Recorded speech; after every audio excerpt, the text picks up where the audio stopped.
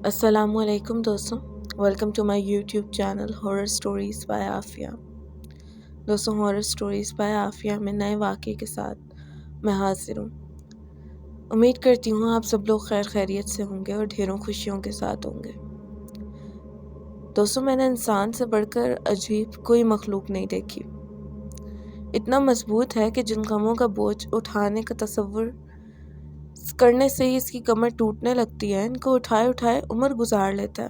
اتنا سخت جان ہے کہ جن صدمات کا سوچ کر اس کی جان جاتی ہے، وہ جب گزر جاتے ہیں تو سہ بھی لیتا ہے۔ اتنا ظالم ہے کہ جن خوابوں کے بنا جی سکنے کا تصور نہیں کر پاتا، ان کو اٹھا کر خود باہر پھینکتا ہے یا اپنے ہاتھوں دفنا دیتا ہے۔ دل اور ہاتھ کرچیوں سے بھر جاتے ہیں مگر پھر بھی زندگی جیتا رہتا ہے۔ اتنا صابر ہے کہ جن چہروں کو تعمر دیکھنا نہیں چاہتا، وقت پڑنے پر انہیں بھی برداشت کر لیتا ہے۔ اتنا بے حس کہ اپنے ہاتھوں بنائے ہوئے خوابوں کے تاج محل کو مسمار ہوتا دیکھتا رہتا ہے، روح پر گھاؤ کھاتا ہے، بدن پر تیر آزماتا ہے، پھر بھی مسکراتا ہے۔ ساری عمر توڑ پھوڑ کے بعد بھی زندگی کا سفر جاری رکھتا ہے۔ ہواؤں میں لاکھ تندی ہو، وقت کی ٹہنی پر چمٹا رہتا ہے۔ آخری پتے کی طرح بوسیدہ مگر ارادے کا اٹل۔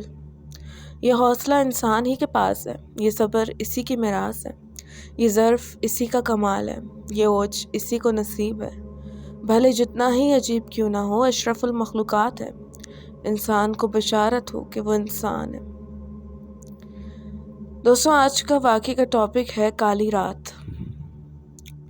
مجھے کہانی جنہوں نے سنائی ہے، یہ کہانی آپ انہی کی زبانی ملاحظہ فرمائیں گے، لیکن کہانی سننے سے پہلے اگر تو آپ ہمارے چینل پر نئے ہیں اور چینل کو ابھی تک سبسکرائب نہیں کیا تو سب سے پہلے چینل کو سبسکرائب کر لیں اور بیل کی نوٹیفیکیشن کو آن کر لیں تاکہ آنے والی نئی سٹوریز کی اپڈیٹ آپ تک پہنچتی رہے۔ میرا نام ماہم عاطف ہے۔ یہ ان دنوں کی بات ہے جب ہمارا مکان دوبارہ گرا کر نیا بنایا جا رہا تھا۔ میں اس وقت 4 یا 5 سال کی تھی۔ ابھی میرا کوئی بھی اور بہن بھائی پیدا نہیں ہوا تھا۔ ہمیں مجبوراً کچھ ماہ کے لیے کہیں بھی کرائے پر مکان لے کر رہنا پڑا تھا۔ ہمیں مکان ایک ویران سی جگہ پر ہی مل سکا تھا۔ جو لوگ کراچی کے رہائشی ہیں وہ جانتے ہیں کہ کراچی میں مکان بہت مشکلوں سے ملتے ہیں۔ چند ماہ کی بات تھی، ہم 2 کمروں کے مکان میں شفٹ ہو گئے تھے۔ مجھے اچھے سے یاد بھی ہے کہ امی خوش نہیں تھی۔ ابو کی دکان تھی، وہ جلد ہی ملازم کے حوالے کر کے گھر آ جاتے تھے۔ ہمارے گھر کافی فاصلوں پر تھا اور کافی فاصلوں پر مکانات بنے ہوئے تھے۔ کچھ دن تو خیریت سے گزر گئے، لیکن ایک دن ابو نے آ کر بتایا کہ ان کی امی بہت بیمار ہیں اور بہتر ہے کہ وہ ان کو لے کر ادھر ہی گاؤں سے آ جائیں۔ میرے ننیال اور ددیال دونوں سندھ کے ایک گوٹھ میں رہتے تھے۔ یوں ابو نے کہا کہ وہ آج ہی کوشش کریں گے کہ واپس آ جائیں۔ ہمارا گاؤں بہت دور تھا، امی اور میں بالکل اکیلی تھیں گھر پہ۔ ہمارے گھر فون نہیں تھا۔ دن تو گزر ہی گیا مگر اب مغرب کی اذان شروع ہو چکی تھی۔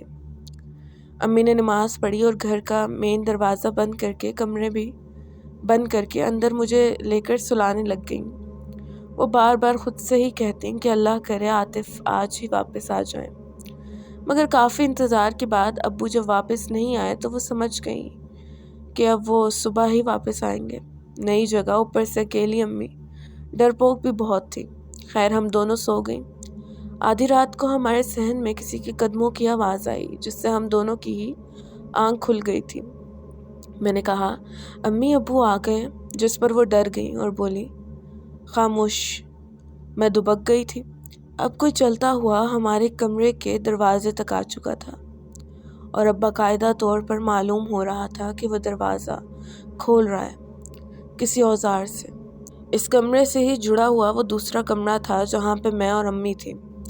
امی فوراً اٹھیں اور ہولے قدموں سے کچن سے بڑا سا مسالہ کوٹنے والا ڈنڈا اور بڑی چھری اٹھا لائیں۔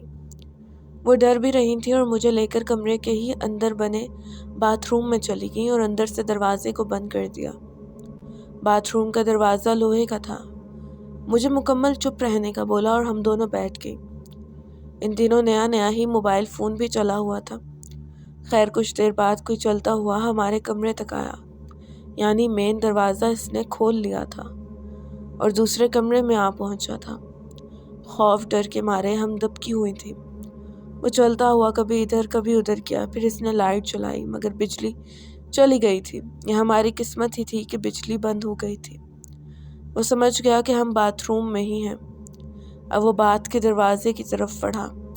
اس نے اسے بھی ویسے ہی کھولنے کی کوشش کی جیسے کہ پہلے والا دروازہ کھولا تھا، مگر وہ تو لکڑی کا دروازہ تھا، کھل گیا، مگر اب لوہے کا دروازہ تھا جسے وہ زور زور سے دھکیل رہا تھا، ساتھ ساتھ بہت عجیب جنونی آوازیں نکال رہا تھا جسے سن کر ہم دونوں بالکل ساخت ہو چکی تھیں۔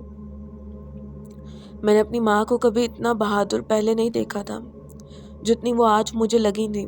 مجھے سینے سے چمٹا کر بیٹھی تھیں اور اس کے لب پر آیت الکرسی کا ورد تھا، پھر وہ آیت کریمہ پڑھتی تھیں۔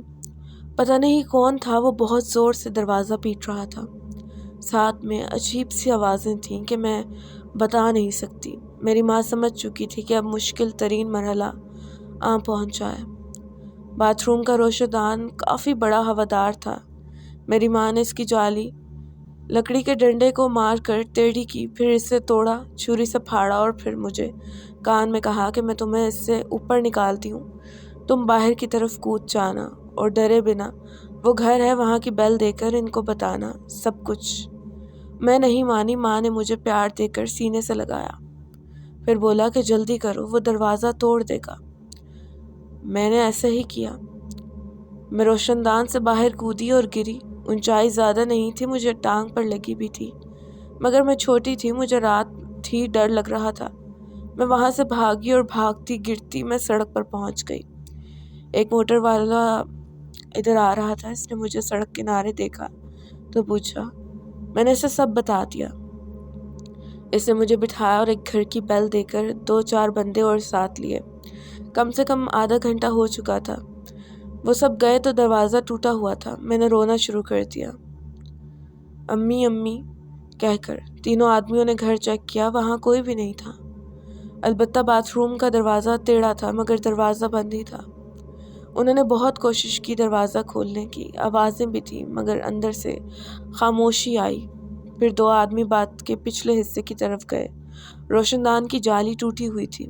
انہوں نے مجھے اٹھا کر دوبارہ روشن دان کے اوپر چڑھایا اور کہا کہ اندر سے دروازہ کھول دو۔ میں دوبارہ چڑھی، اندر گئی تو دیکھا امی فرش پر بے ہوش پڑی تھی۔ میں نے بہت مشکلوں سے اندر سے دروازہ کھولا کیونکہ دروازہ ٹیڑھا ہو چکا تھا اور کنڈی بھی سخت تھی۔